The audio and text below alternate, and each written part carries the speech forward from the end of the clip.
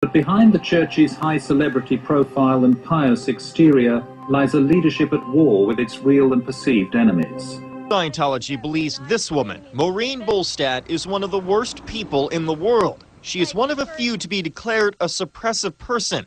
Scientology founder L. Ron Hubbard declared so-called suppressive people cannot be granted the rights ordinarily accorded rational beings. Her crime? Talking to the media about the church. Overseas, the church is facing criticism from disillusioned and bitter followers. That was a private investigator who's been following us all night long. In recent months, a storm has erupted around Scientology.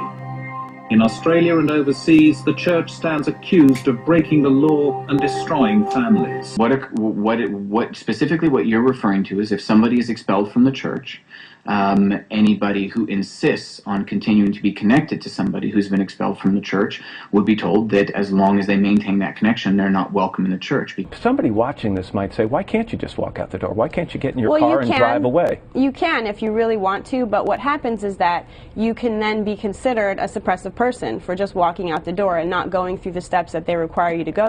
I cannot find the words to express the damage that has been done to me by this organisation. We can't any longer sustain knowledge that there are abuses happening within the church.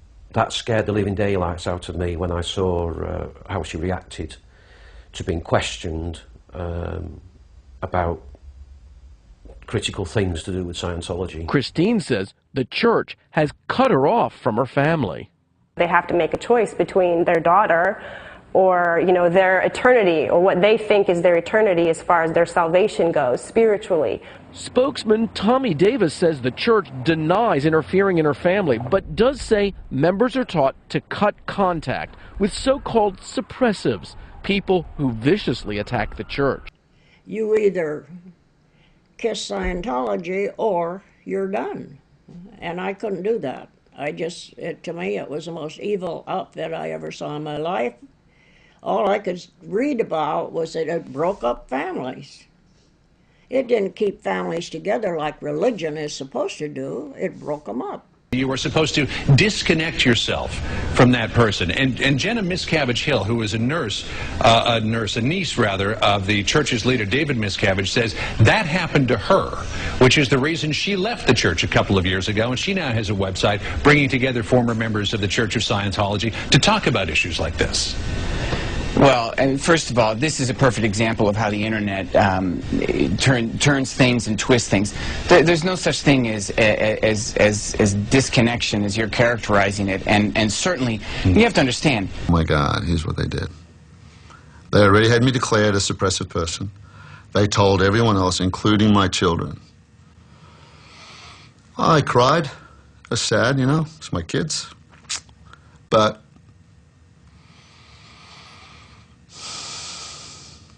you don't do that to a parent. You don't do that. Look, she's a beautiful girl. I mean, and she's mine. I don't know. They can't take the parent away. They'll try. Been many times I've seen her just so distraught at the fact that she can't have contact with her daughter. Noch im gleichen Jahr heiratet von Rönn seine Freundin. Dann kommt der zweite Sohn zur Welt. Ein junges Familienglück in Scientology. Yeah. Ah, what made you leave? There was a lot of things. First thing was that they separated me from my father when I was 15. Did he try to leave? No, he did something that they didn't consider was right, so they kicked him out. And then my mom died when I was 16, so they like handed me over to guardians within their church. Oh, wow. Yeah. And then when I was 18, they separated me from my husband. And I was like, fuck this, I'm out, you know. John, child labor and coerced abortions. It's a chilling inside account of what a growing number of former Scientologists are saying actually happens inside their local headquarters. Both Dave and I have not spoken to family members for me, for about 3.5 years. And Dave? For me, it's been since August of 2000 that they haven't spoken to me and have rebuffed all efforts that I've made to speak to them. Declare me a suppressive person for giving my life for those who lost their families. Declare me fair game for denying you any reason to destroy any more lives. And stalk me.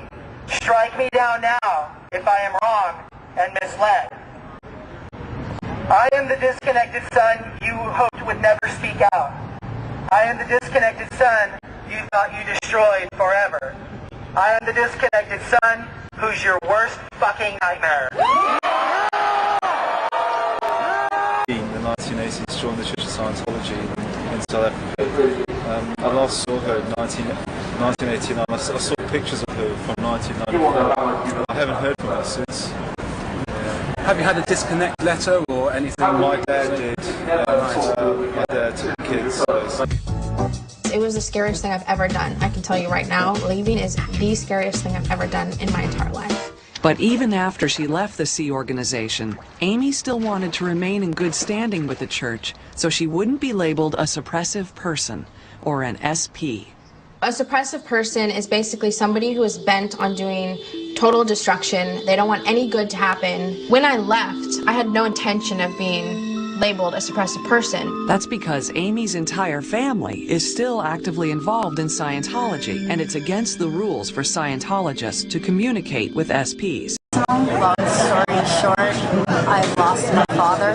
He's disowned me because I haven't seen him or spoken to him in 2 years. Innocent children are being brainwashed. My son is 7 years old. His father is determined to brainwash him. If I may just interrupt for a moment, you realize there's a little bit of a problem in getting people to talk critically about the Church of Scientology, because quite frankly, they're scared. To get me to introvert and think about what I've been doing wrong as to why I wanted to leave. But the reason I wanted to leave was because the sleep deprivation was killing me. I wasn't being allowed to visit my family. I wasn't getting paid for my work.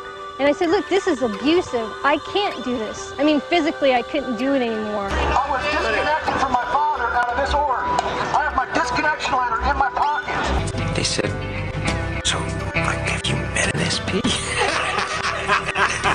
Now, Jenna fears she'll be labeled a dreaded SP, or suppressive person. Tom Cruise talks dismissively of SPs in this video circulating on the internet. Maybe one day it will be that. Wow, SPs, like, they'll just read about those in the history books, you know?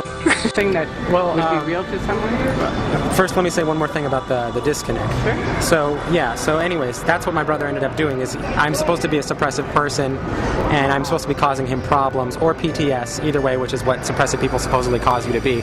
And so he thought that his failures in his own life were because of me. Because of my connection to my dad. And so he disconnected from me. In the actual conversation where he did, I didn't let him.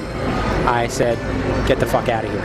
Isn't that just to me, it's the most tragic thing Scientology does is breaks up families. Like, here's your own brother, your own blood brother who won't talk to you over a quote-unquote church. I mean, people would say, why can't you just walk away?